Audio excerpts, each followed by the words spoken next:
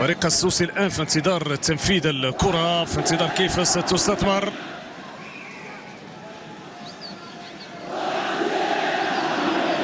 إذن تنفذ الكرة عبر القائم الثاني. هنا براس خطيرة، جول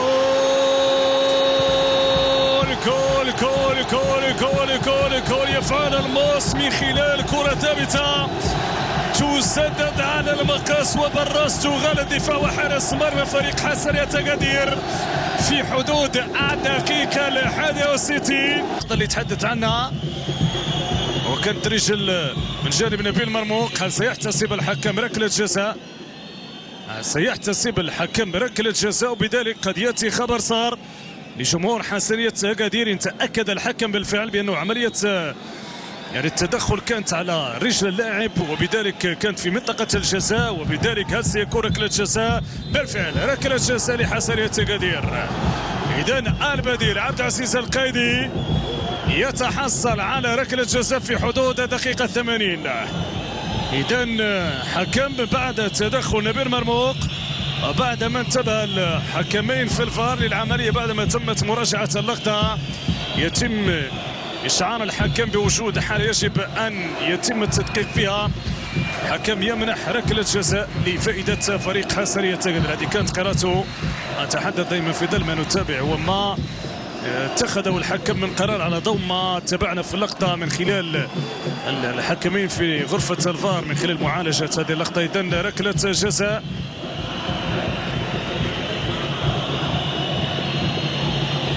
إذن انتظار تنفيذ ركلة الجزاء، كذلك سيكون هناك تغيير الفريق السوسي.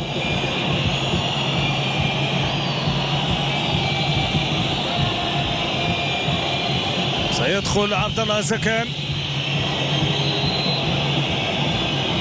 إذن ليفعل فريق حسنية أكادير تنفيذ ركلة الجزاء. عندهم لاعب اختصاصي كريم ميتة محمد. إذن فريق حسنية أكادير فرصة في حدود دقيقة 81 لتسجيل هدف التعادل. هل تجد الحارس عبد العالي المحمدي؟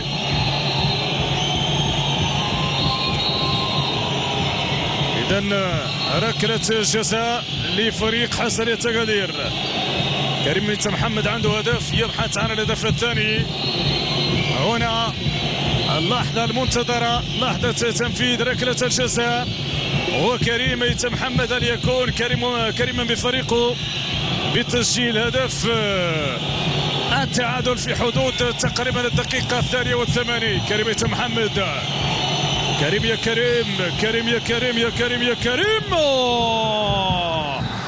جول جول جول جول جول جول جول كريم ميتة محمد يعدل النتيجة لحسنية أكادير، والفرحة من الجماهير السوسية الحاضرة سعيدة بهدف التعادل في حدود الدقيقة 82.